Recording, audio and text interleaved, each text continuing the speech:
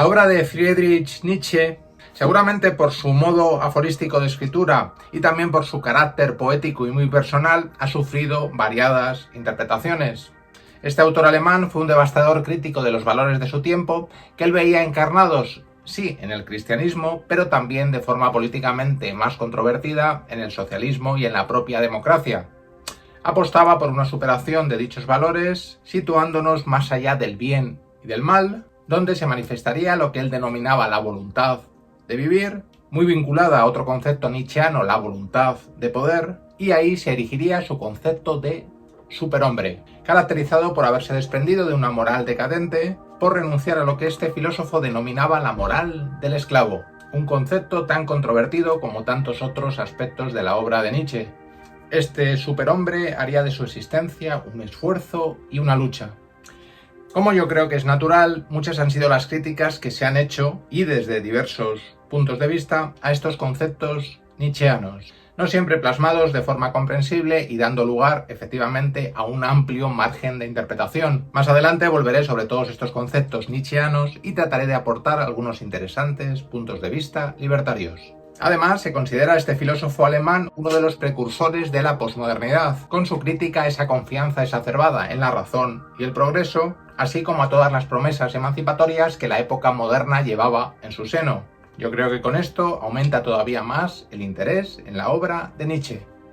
El anarquismo posee un rico corpus filosófico que recoge tanto el individualismo de Stirner y el mutualismo de Proudhon, como el colectivismo de Bakunin y el comunismo de Kropotkin, entre otras aportaciones, y ello si queremos aludir solo a su herencia clásica. Que se mencione a Max Stirner dentro de este legado, aunque él mismo nunca se reconociera como anarquista, es ya un lugar comúnmente aceptado, aunque no siempre exento de una controversia, siempre, en mi opinión, bien recibida en aras de esa tensión entre lo individual y lo comunitario. En cambio, no resulta tan sencillo catalogar a Nietzsche dentro de la variada filosofía ácrata, aunque no han sido pocos los libertarios que se han visto atraídos por el pensamiento del autor de El ocaso de los ídolos. La influencia de Stirner en la obra de Nietzsche ha sido también objeto de bastante polémica, y yo creo que resulta francamente difícil negar el parecido entre la filosofía de ambos autores. Incluso ha habido alguna acusación explícita de plagio para el autor de Humano, demasiado humano. Sea como fuere, parece ser que es solo a partir de la obra que acabo de citar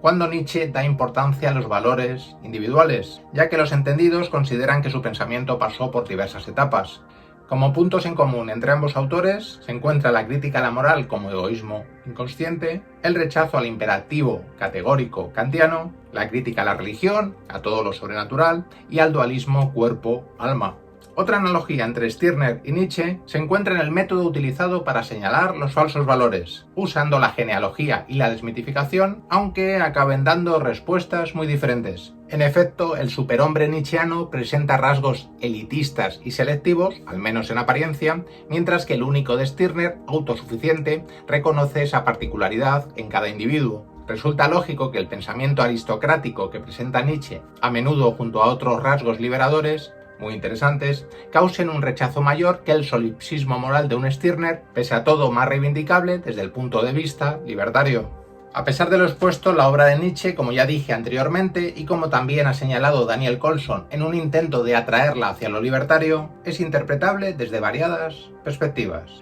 siendo una de las más conocidas e injusta para la mayoría su vinculación con el nazismo. Como vemos, algunas de estas interpretaciones resultan incluso antagónicas. Y es que de hecho muchas han sido las discusiones sobre su lectura política y en concreto, para el caso que nos ocupa, sobre su relación con el anarquismo y las propuestas revolucionarias. No resulta complicado a priori contemplar en la filosofía de Nietzsche rastros del pensamiento de Bakunin. Es el caso de una feroz crítica al idealismo, a la religión y a toda metafísica. Para ambos autores sería perentorio abandonar toda lógica del más allá, recuperar los sentidos y los instintos, así como reconocer que somos cuerpo material y estamos regidos por las leyes de la naturaleza. No obstante, a partir de esta semejanza podemos encontrar grandes divergencias. Si para Bakunin el cumplimiento de las leyes naturales conducía a la emancipación individual y colectiva, para Nietzsche la naturaleza supone la dominación de los fuertes sobre los débiles, por lo que lleva a una lógica, al menos en apariencia, opuesta a la igualdad de todos los seres humanos. Sin embargo, y como podría imaginarse a raíz de la existencia de este mismo vídeo, ha habido otras lecturas de la obra nietzscheana, y así su concepción aristocrática no tendría para algunos autores una lectura tanto política como moral y cultural, ya que puede ser un reconocimiento de la singularidad y la diferencia del otro, así como una crítica hacia la normalización, producto del Estado moderno y de la sociedad de masas. No obstante, ya que pensadores como Bakunin fueron totalmente nítidos en su crítica a toda estructura jerárquica y, como ya he mencionado, hablaron explícitamente de emancipación social y de nivelación de clases, creo que cabe preguntarse si esa lectura más o menos anarquista de Nietzsche puede ser solo una mera interpretación, buscando en su obra metáforas excesivamente soterradas. Y es que no queda claro si el pensador alemán, como parece desprenderse tantas veces de su obra, no estaba criticando en realidad cualquier forma de Estado y sí reivindicando otro a su conveniencia, negando cualquier forma de horizontalidad. Alguien tan lúcido y sensato como Rudolf Rocker, en su monumental obra Nacionalismo y Cultura, ya señaló lo que puede ser evidente para tantas personas, que el pensamiento de Nietzsche osciló entre concepciones autoritarias rechazables y una visión auténticamente libertaria al mostrar, por ejemplo, en algunos pasajes del Crepúsculo de los dioses y de Así habló Zaratustra, un claro antagonismo entre cultura y Estado. Emma Goldman fue otra figura anarquista que se vio fascinada por el pensamiento de Nietzsche, al que consideraba un innovador, un rebelde y un poeta. Frente a las críticas sobre su ideal del superhombre y su rechazo a la gente común, Goldman aseguraba que su aristocratismo era de espíritu, no de nacimiento ni por patrimonio, y aseguró nada menos que todos los verdaderos anarquistas eran aristócratas. La lectura que realizó esta mujer libertaria de Nietzsche consideraba que su pensamiento, utilizando constantemente los conceptos de noble y aristócrata, no aludía a una clase social superior o a la riqueza, sino a la capacidad del ser humano para superar la tradición y los valores obsoletos y para convertirse así en el creador de una nueva y mejor realidad. Esta mujer anarquista, nada sospechosa de elitismo ni de un individualismo exacerbado, sin ninguna duda admiró los altos valores desprendidos de la obra de Nietzsche, así como la feroz crítica que realizó a todo lo establecido. Como para el filósofo alemán, para Goldman, los deseos y las pasiones del individuo eran sumamente importantes y bajo ningún concepto podían ser sacrificados en aras de la transformación social. Las aspiraciones objetivas y racionales no deben anular las pasiones humanas, más bien resultan factores complementarios y puede ser lo que nos marque el verdadero progreso.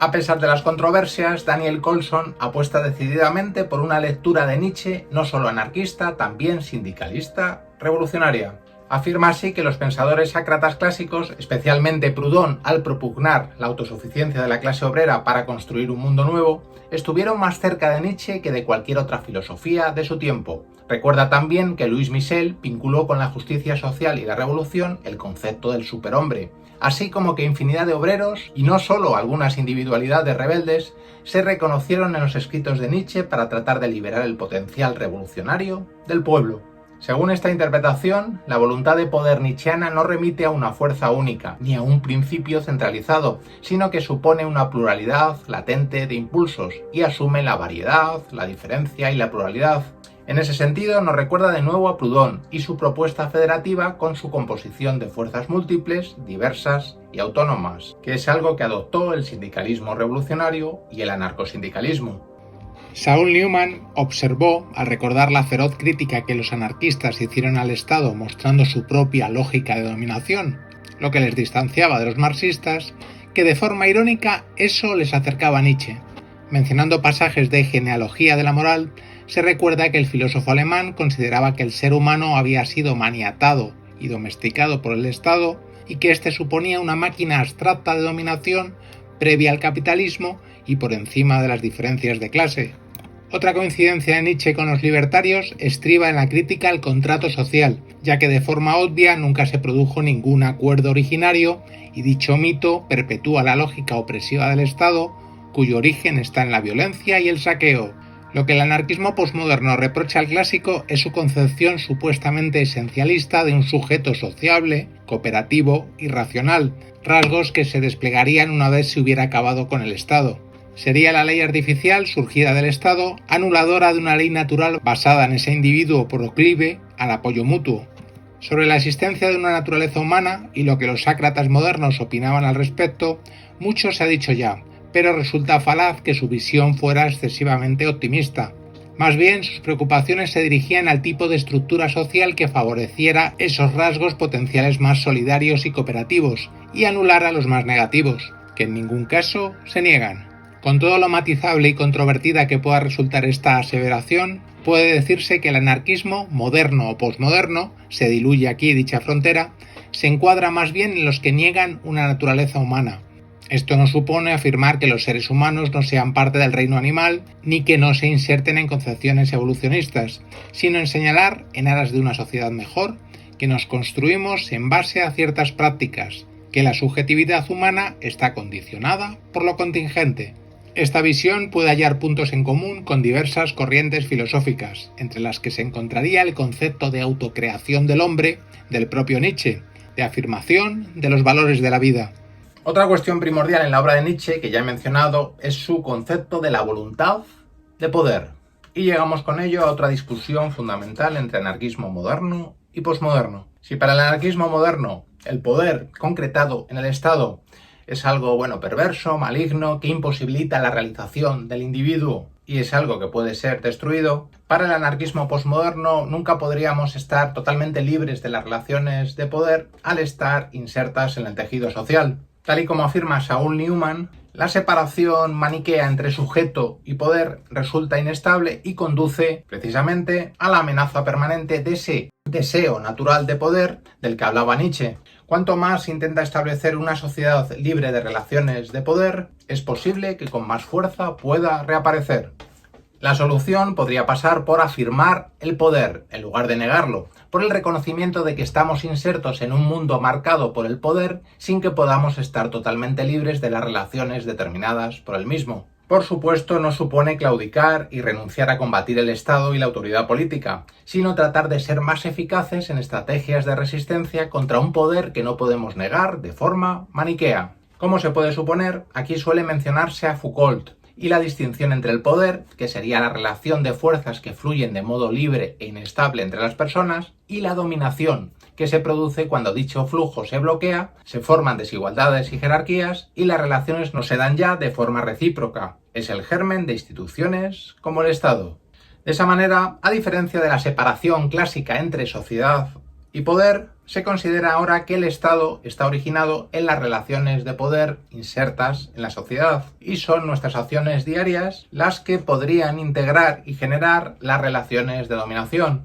Se propone una permanente vigilancia para que no se formen esas relaciones de dominación, ya que una abolición repentina de las instituciones coactivas del Estado, lo que sería la Revolución Clásica, puede suponer descuidar las relaciones de poder difusas y poliédricas y puede dar lugar a nuevas formas de dominación instituidas. Por utilizar una retórica filosófica de Nietzsche, sería afirmar la voluntad de poder y aceptar su eterno retorno en las relaciones sociales.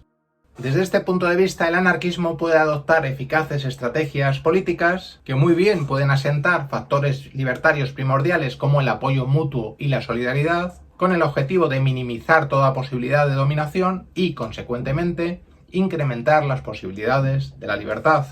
Un filósofo Nietzsche que, sin duda y a pesar de su complejidad, de lo abstruso de sus propuestas, merece ser releído, buscando esa interpretación emancipatoria también a nivel social, que tantas veces le ha sido negada, pero que sin duda muchos militantes libertarios sí supieron ver.